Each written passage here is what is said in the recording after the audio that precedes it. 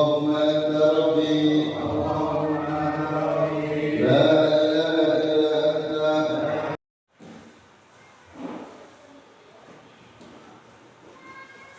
الله وبركاته. يا رحمن الدنيا ويا رحمن الآخرة نسألك الرحمة والمغفرة والشفاعة والمنفعة والصحة والسلامة والمعونة والبركة والاستقامة وحسن الخاتمة. الفاتحة. أعوذ بالله من الشيطان الرجيم. بسم الله الرحمن الرحيم.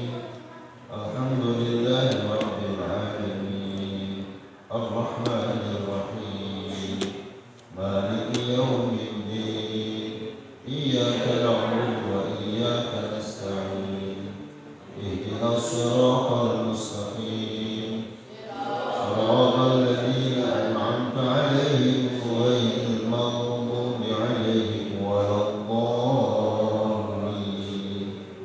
رب اغفر لي ولوالدي آمين يا رب العالمين.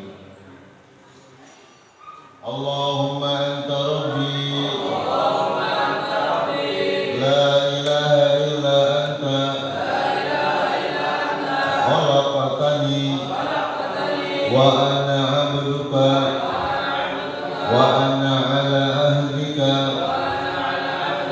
ووعدك ما استطعت أعوذ بك من شر كل ما صنعت أبوء لك بنعمتك علي وأبوء بذنبي فاغفر لي فإنه لا يغفر الذنوب إلا أنت.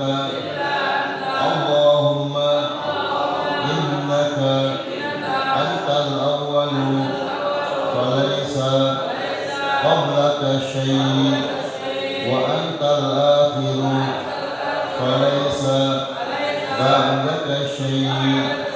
آمنا بالله وبما جاء عن الله على مراد الله وآمنا برسول الله وبما جاء عن رسول الله وآمنا بالشريعة وتبرأنا من كل دين يخالف دين الإسلام. اللهم وفقنا لطاعتك وأتمم تقصيرنا وتقبل منا إنك أنت السميع العليم. اللهم بلغنا زيارة الحرمين في كل سنة بالحج والعمرة مرارا من قبل أن تميتنا وأرنا مناسكنا وتب علينا إنك أنت التواب الرحيم. رب اغفر لي ولوالدي آمين.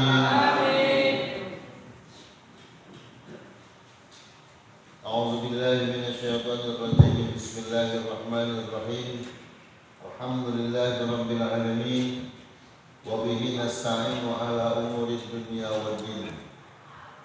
اللهم صل على سيدنا محمد وعلى آل سيدنا محمد صلاة تطمئن بها قلبي وتنفع بها علومي وتقضي بها حوائجي وترفع بها درجاتي وتهدي بها قومي وتخلص بها قلبي وتلهمني بها عظم لدني وتكرمني بها بالسعادة والكرامة مع ذرياتي وتكثر بها أموالي وأولادي وأصحابي وتلاميذي وتلاميذاتي وأتباعي فارزقني. اللهم تمام نعمتك وتمام رحمتك وتمام رضوانك رضوانك وصل وسلم عليه وعلى آله عدد ما خلقت ورزقت وأحصنت إلى يوم تحشر فيه الخلائق أجمعين ولا حول ولا قوة إلا بالله العلي العظيم. يا جميل يا بديع السماوات والأرض يا ذا الجلال والإكرام جملني بالفصاحة والبلاغة والبراعة واحلل عقدة من لساني يفقهوا قولي برأفة الرحمة الرقة ثم تلين قلوبهم وجلودهم إلى ذكر الله ثم تلين قلوبهم وجلودهم إلى ذكر الله ثم تلين قلوبهم وجلودهم إلى ذكر الله.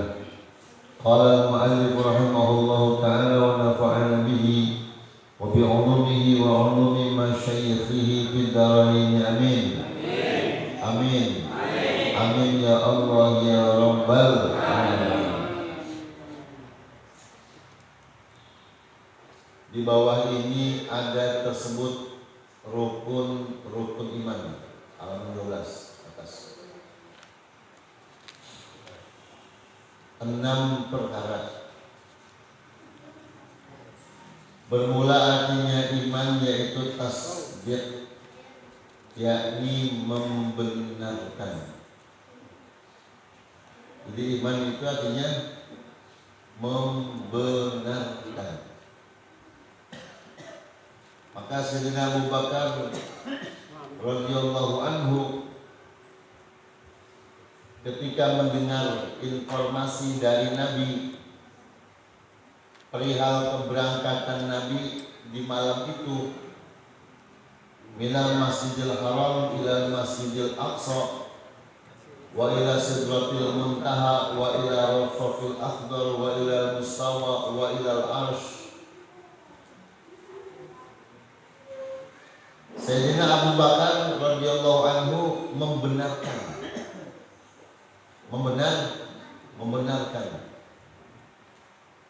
arti membenarkan tasdik, arti tasdik iman ya. Arti tasdik itu adalah iman itu membenarkan. Maka lantas Sayyidina Abu Bakar dikasih gelar dengan sebutan As-Siddiq, orang yang paling membenarkan. As-Siddiq, pokoknya apa yang datang dari Rasulullah, bima ja'a Rasulullah, Sayyidina Abu Bakar udah percaya aja, udah yakin aja, udah membenarkan saja. Yang lain tidak membenarkan, Sayyidina Abu Bakar membenarkan. Maka iman membenarkan bisa jadi orang-orang yang membenarkan sesuatu menurut mereka itu adalah benar dan mereka menyatakan diri mereka adalah orang beriman ya. Adalah orang beriman, tetapi iman pembenaran dari mereka yang berdasarkan kepada keyakinan mereka, pembenaran sepihak dari mereka itu tidak diterima oleh Allah Subhanahu wa ta'ala jika tidak berdasarkan petunjuk-petunjuk Allah. Maka orang Hindu, orang Buddha juga menyatakan mereka orang beriman. Maka Yahudi Nasrani setelah mereka melakukan penyimpangan juga masih mengaku orang beriman. Itu versi mereka dalam arti bahasa. Tetapi yang diterima oleh Allah dan Rasulnya adalah semua pembenaran yang berkenaan dengan hal-hal yang datang dari Allah, yang datang dari Rasulullah Sallallahu Alaihi Wasallam, maka pembenaran terhadap itu semua dinyatakan sebagai pembenaran yang diterima, alias iman yang diterima.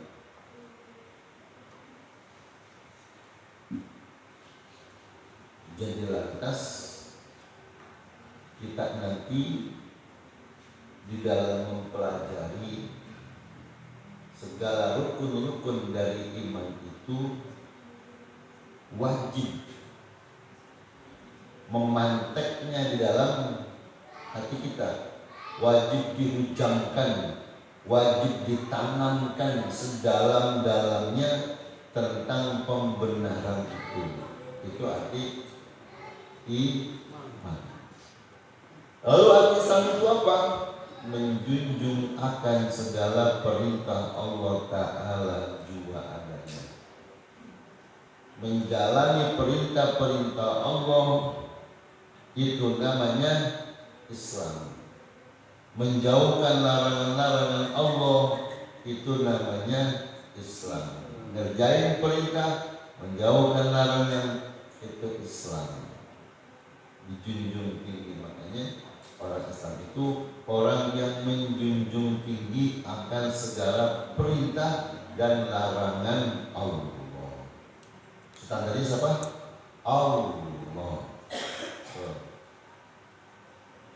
Maka rukun iman yang 6 itu pertama, percaya pada Allah Ta'ala bahwasanya Ia Tuhan yang ma'bud bihaq,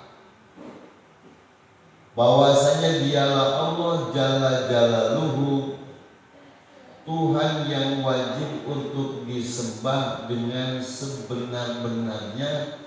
Tidak ada Tuhan selain Allah.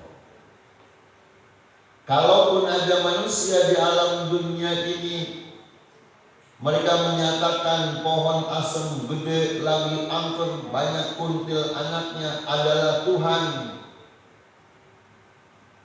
Batu menggunung, beraroma wangi, menyala-nyala, berkilat-kilat, dinyatakan oleh mereka orang animisme, orang dinamisme sebagai Tuhan, atau orang-orang aliran kepercayaan menyatakan keris empu gandring Tuhan, keris empu tangkular Tuhan,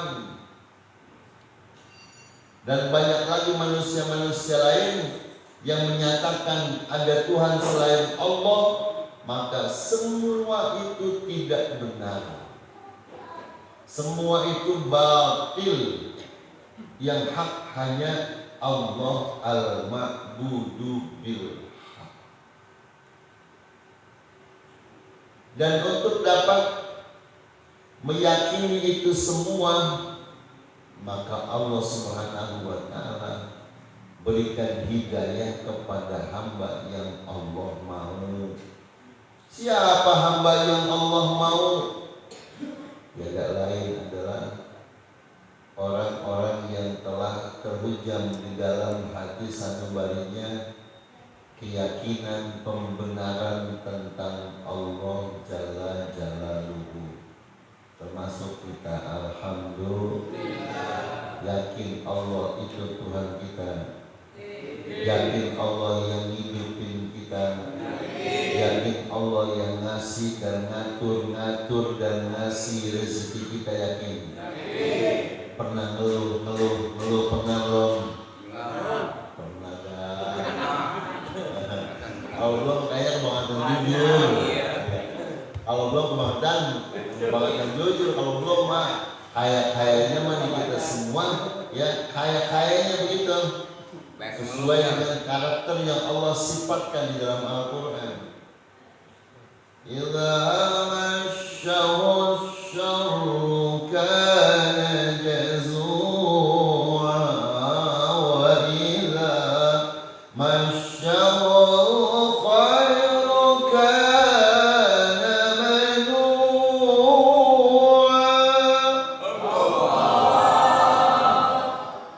Gitu kita tuh. Ya.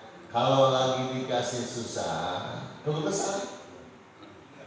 Betul? Ujung mulai dari rumah pokok doang sih, orang di kampung pulau yang itu dikasih susah banget. Ngelain mah pelangsan gua kayaknya duitnya gak ada yang putus-putus gitu ya. Emang apa berdua sih orang-orang kayaknya pada senang-senang banget? Gak tahu. Kita juga sama kayak Jian gitu. Ya cuman kalau kita mah nggak ngomong, atau kalau kita mah ngomong, orang lain mah kagak nggak ngomong. Padahal tuh orang punya masalah 7 gunung. Ya punya masalahnya banyak banget, punya masalah cuma kagak ngomong. Kalau ketemu kita senyum puluh ceria. Mana bang saya? Alhamdulillah baik. Romannya kayak banyak duit aja, padahal mah duitnya biarkan kita mensiang. Kelihatannya tuh. Atau seorang juga kadang-kadang ngelihat kita kayaknya enak banget, padahal mah kita lagi masya Allah. Itu PR kalau diisi 7 tahun nggak kelar itu PR. Nggak rapi itu kata hidup. Ya. Tetapi orang yang beriman kepada Allah, mereka yakin yang mengatur hidupnya adalah Allah, yang memberi makan minum hidupnya adalah Allah, yang memberikan dikit banyak rezeki kepadanya adalah Allah. Dan Allah memberikan rezeki bukan hanya yang berbentuk materi saja, yang diri kita terimain apa adanya. Ya udah bang, emang udah Allah yang ngatur kita semuanya, siapa yang bisa ngatur bang? Saya mah bang sebetulnya ya apa namanya jujur bang, saya mah namanya wanita pengen bang punya laki nggak kayak abang, pengen ya pengen no kayak abang anu tuh jemaah, masya Allah jemaah orang-orang pada nandur padi jemaah nandur duit dia tandur tumbuh duit. Sebetulnya bang cuma kita kan mah punya Allah bang, Allah yang ngatur kita semua. Ngapain bang jalan ke masjid Permana Sempoyongan ditanya bang pokoknya laparan nanti bawa makan minggu kemarin. Cuma mungkin kan ya kan orang ya jangan takut bang hidup mah, yang penting jangan pesimis, selalu optimis. Sebab sifat orang mukmin dia selalu optimis. Apa optimis? Semangat ya, yakin. Semut aja yang kagak pernah sekolah, burungnya nggak punya ijazah, telinya gendut banget, sendirian ya. Kalau kita nongkrong berempat berlima ya habis sendiri. Dia mau nongkrongnya dewek-dewek balik tawakal kepada Allah Subhanahu wa Ta'ala. Dia zikir nyamuk lewat nyangkut di salnya. Kan dia tuh sendirian, dia mau nongkrongnya sendirian. Kita juga kalau mau belajar sama galangkat, kita nongkrong sendirian di masjid. Umur belum pernah kita dengar bongo pada ribut, ribut nggak punya duit, ribut pendaringan kosong, ribut kantong kering, nggak pernah itu si bongo. Dan anehnya itu si bongo perutnya gendut, palanya kecil, ya kakinya panjang. Padahal itu itibar dari Allah buat kita. Kita sudah dikasih langkah panjang untuk usaha, untuk bekerja. Yang namanya kerja itu nggak mesti di perusahaan, nggak mesti di pabrik. Ada orang ya sukanya idiot, kerjanya cuma nyapu doang, kusrak. Itu depan rumah orang disuruh kagak ngapa-ngapain disapuin aja. Tiap hari dia sapuin, ya. Dan gak minta digaji, gak minta diupain, kagak nyapu aja nyapu. Yang punya rumah ngeliat depan rumahnya bersih, ini 2.000, bininya, lakinya keluar, 2.000, anaknya 5, 2.000, 10.000. Itu satu rumah, pusat 10.000. Nah kalau umpamanya di jalan ada 10 rumah, udah berapa? 100.000 modalnya sapu hijau doang. Tuh. Kenapa? Karena tawakalnya tinggi, dan semua itu telah Allah jadikan pelajaran la ayatil liqaumin yaqilun.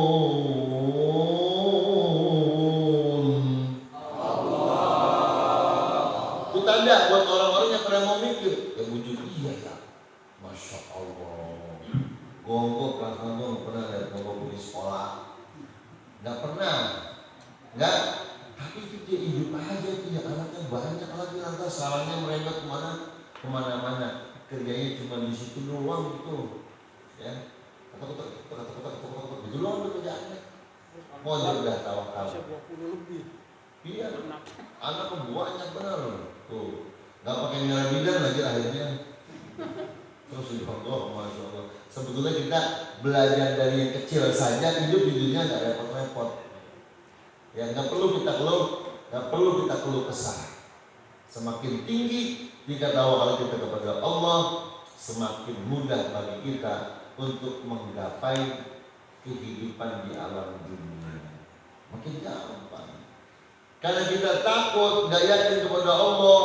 Takut kalau kita nggak punya rezeki, takut kalau kita nggak dapat rezeki, takut. Semakin takut, ya bukan semakin tenang. Nggak ada orang takut itu tenang. Ada nggak orang takut tenang? Udah tenang bang, gue lagi takut ini. Ada nggak? Dan gue lagi ketakutan nggak? Takutan itu tenang banget? Nggak ada. Ya. Selalu orang kalau ketakutan hidupnya nggak pernah tenang. Itu namanya kuntilanak. Nggak ada kuntilanak nyakit orang, ada nggak? Ada nggak? Nggak ada kuntilanak nyakit orang, nggak ada. Cuman orang itu bisa jadi mati meninggal dunia karena ketakutan, karena tidak tenang. Itu kuntilanak nakut-nakutin doang aja orang mati. Bagaimana kalau dicekek? Hancur. Ya, tuh pemikirannya kayak gitu. Maka siapa saja orang yang hidupnya tenang, Allah berikan baginya kemenangan. Kemenangan. Kita nonton film, ada 10 penjahat berpedang samurai. Lantas ada seorang kakek tua bertongkat bambu.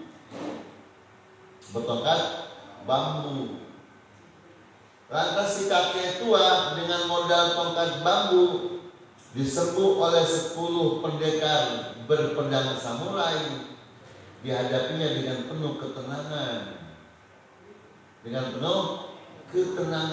karena ada unsur ketenangan di dalam jiwanya, maka tangannya Allah jadikan kuat, maka tongkat bambunya Allah jadikan kuat, karena ada unsur tenang. Dan buat kita yang telah Allah siapkan perangkat ketenangannya, kalau ibarat bahannya udah disiapin sama Allah, ini loh bahan buat kita jadi orang tenang. Apa bahannya? Amantu billah, percaya kepada Allah, Tuhan yang adanya tidak diawali dengan tidak ada dan tidak diakhiri dengan tidak ada. Tuhan yang adanya qadim, Tuhan yang adanya baqo, Tuhan yang adanya kekal, Tuhan yang gak bisa sama dan tidak bisa disamakan. Juga tidak ada sesuatu yang bisa sama dengan Allah, gak ada. Laisa kamitslihi syai'un, Tuhan yang kaya raya, karena Dia yang menciptakan segala sesuatu yang tidak pernah ada jadi ada. Yang gak pernah ada diciptakan oleh Allah jadi ada. Dia Allah yang punya segala-galanya.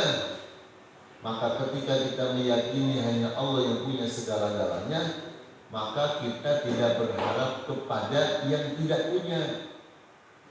Kepada yang tidak punya, siapa yang tidak punya? Makhluk-makhluk Allah. Itu mereka enggak punya. Misalnya ini air, punya siapa? Punya Allah.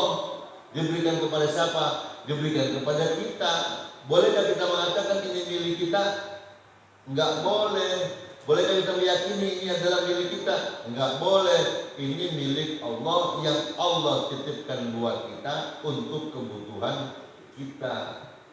Maka dengan kita meyakini Allah, maka kita menafikan, mentiadakan sikap sifat kepemilikan oleh kita. Ini kita hidup susah di alam dunia karena kita memiliki sifat kepemilikan yang bukan milik kita. Kita aku milik kita. Repot nggak kira-kira? Repot. Pusing nggak kira-kira? Lah pusing. Allah berikan kita harta berlimpah. Punya siapa itu harta? Punya Allah. Kita cuma dititipin. Karena awalnya kita lahir ke alam dunia pun kita nggak punya apa-apa. Punya apa kita?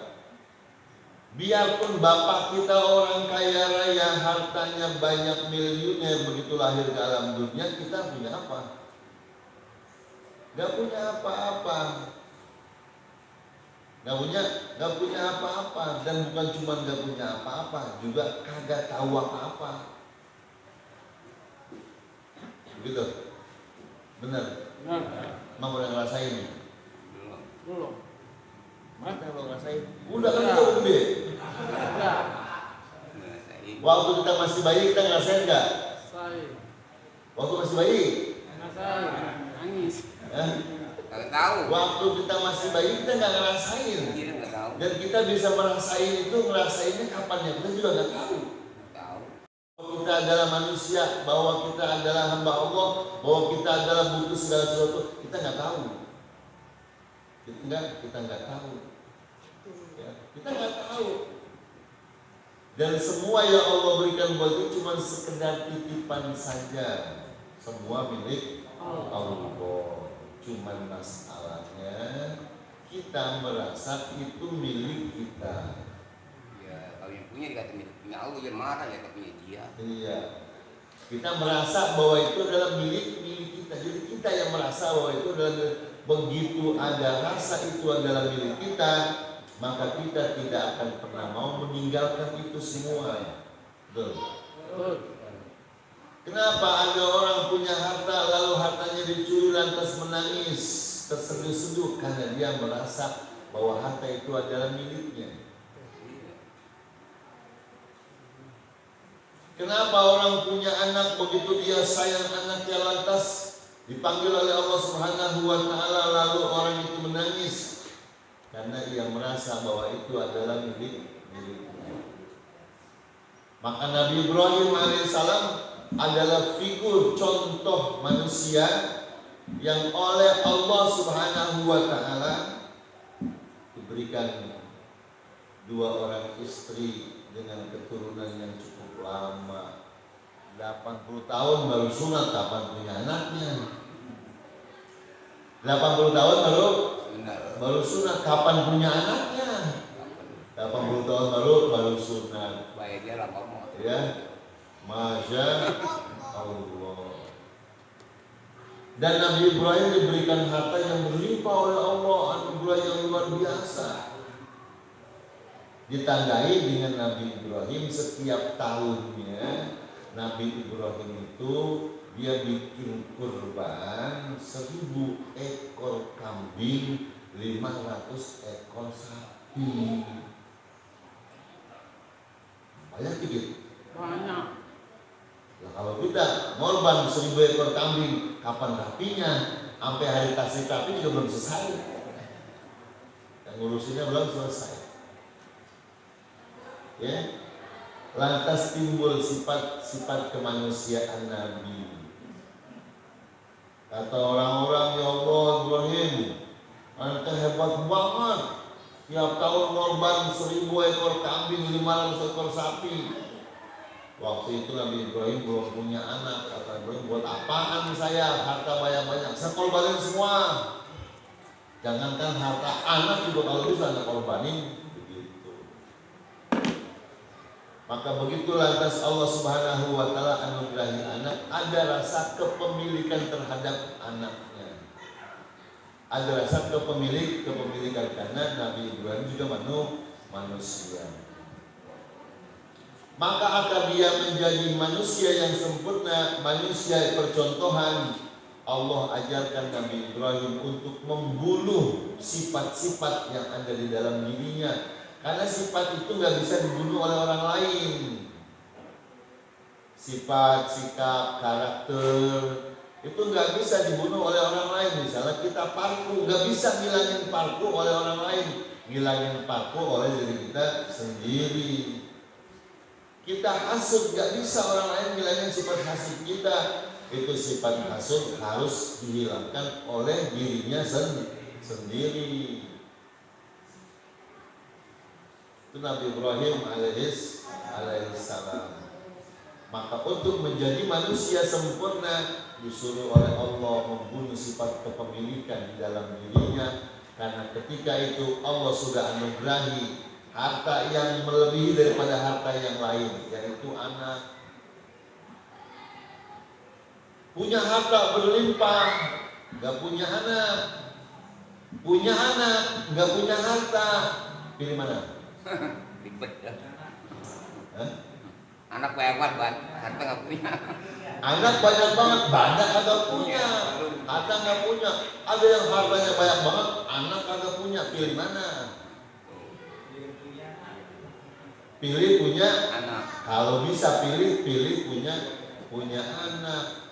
Ya anak kita didik, kita ajari semangat hidup. Anak 12 semuanya semangat dalam hidupnya. Satu anak sehari dapat liter berarti 12 liter. Makan lama-lama 12 liter kagak habis. Ya enggak habis. Tuh. Begitu Nabi Ibrahim diberikan anak, Masya Allah girangnya bukan main. Ya, girangnya bukan main girangnya. Muncul timbul rasa kepemilikan di dalam hati Nabi Ibrahim alaihissalam sebagai manusia. Karena Nabi Ibrahim juga manusia, rasa cinta. Hubbus syahawati minan nisa'i wal banin.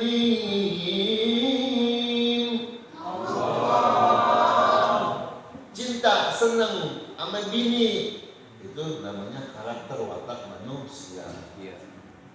Kita laki-laki, kalau melihat laki-laki biar diganteng banget, kita kagak nafsu. Nafsu kagak laki-laki. Botok banget itu botok, kagak nafsu. Kecuali kelainan hormon. Kecuali kelainan pada hormon baru masih bang. Hampir apa bang? Kita masih ngerayu malah. Tuh. Tapi kalau kita laki-laki normal ngelihat perempuan cantik, pasti akan ada hawa nafsu. Namanya nafsu kepada lain jenis. Jika dinikahi namanya istri. Tapi dikasih dompet-dompetnya malah. Perempuan tuh. Hubbus syahawati minan nisa, cinta, senang, suka, kepengen memiliki seorang perempuan, seorang wanita, sungsang subur, banting tulang, peros keringat, kaki buat pala buat kaki, ngumpulin duit. Mau ngapain ngumpulin duit? Pengen kawin. Betul. Tuh. Yo kadang-kadang nyak babe perintahnya gak diturutin. Pacar.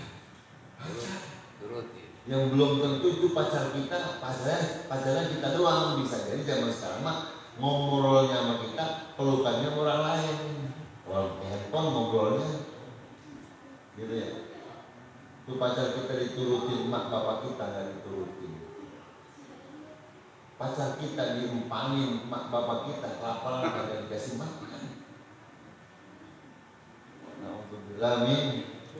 Tapi itu watak namanya, karakter. Yang kedua, Pacar menjadi banyak mengganteng. wih, banyak dari kondangan. Dia kagak anterin, pacarnya bisa anterin. Kembol, dia anterin. Hubbus syahawati minan nisa. Jadi normal kita watak manusia, laki-laki cinta kepada perempuan, perempuan cinta kepada laki-laki. Ini normal namanya. Hubbus syahawati minan nisa. Yang kedua wal banin, apa banin? Banin anak. Banin anak. Memang ini bapak-bapak nih semuanya nih pada nyari duit buat siapa? Buat siapa? Anak bini. Buat anak bini. Lah kalau sebelum punya anak itu bini nomor satu. Begitu udah punya anak baru namanya anak bini. Anak dulu baru bini. Makanya kadang-kadang ada bini cemburu sama anak. Wah, dia udah Anak. cemburu sama anak. Ada yang kayak gitu ada. Karena memang setelah punya anak, cari duit buat anak bini. Lantas Allah perintahkan kepada Nabi Ibrahim untuk mengorbankan anaknya, di samping dia telah berucap dan nazar, jangankan kambing, jangankan sapi, anak lagi kalau disuruh korbanin sama Allah, gua korbanin. Masya Allah. Maka lantas dihilangkan sifat kepemilikan pada diri Nabi Ibrahim dengan cara korbankan anakmu. Artinya hilangkan rasa kepemilikan di dalam dirimu terhadap anakmu. Karena kalau kamu merasa bahwa anakmu adalah milikmu, maka kamu akan sengsara dan dibuat sengsara oleh anakmu. Betul. Maka berapa banyak orang tua yang hidupnya diombang-ambing oleh anak, dibikin susah oleh anak, diribetin oleh anak. Kenapa? Karena bisa jadi kita merasa itu adalah milik kita. Ya, kita merasa itu adalah milik kita. Apa aja kita beliin, dia punya kemauan apa aja kita turutin, karena kita merasa itu adalah anak kita, itu adalah milik kita. Besar dewasa itu anak merasa dia dimiliki oleh ayah bundanya, lantas melunjak nyusahin orang tua. Berapa banyak orang tua yang sengsara karena anak. Emang tuh pala kita ditempelin koyo emang gara-gara apa? Anak. Iya koyo, di sini nempel, di depan nempel, di leher nempel. Cuma mbak pedat aja pusing pak. Pusing apa? Anak anak. Anak bukan? Anak. Tuh, anak bikin pusing. Karena mungkin hati kita, hidup kita, ya, merasa anak itu adalah milik kita. Ya, merasa anak itu adalah milik kita. Maka Nabi Ibrahim alaihissalam pada peristiwa kurban kemarin yang kita rayakan itu ajaran dari Allah buat kita melalui Nabi Ibrahim untuk hilangkan rasa kepemilikan terhadap dua hal. Pertama harta dan kedua anak. Kita ribut sama tetangga gara-gara anak, gara-gara harta. Betul? Betul. Iya, gara-gara anak, gara-gara harta. Gara-gara BLT. Gara-gara BLT. Ya. Harta namanya itu, kan biasa betul. Harta. Belet. Ya. Itu gara-gara kayak gitu. Gara-gara harta. Gara-gara dunia. Makanya kita diajarkan untuk udah itu di depan Allah. Dapat nggak dapat, punya nggak punya, dibagi, itu urusan Allah. Karena Allah Subhanahu Wa Taala yang tahu tentang urusan kita. Kita mau tugas kita satu ngapain?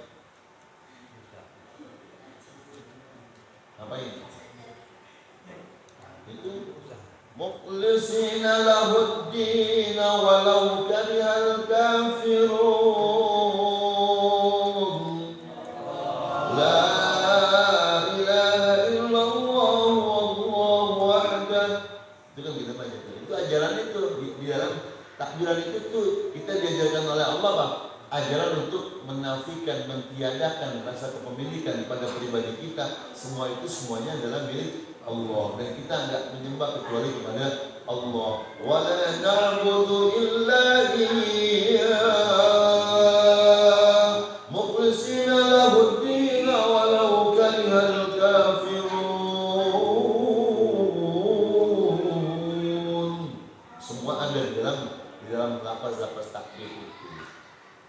Itu ajaran luar biasa.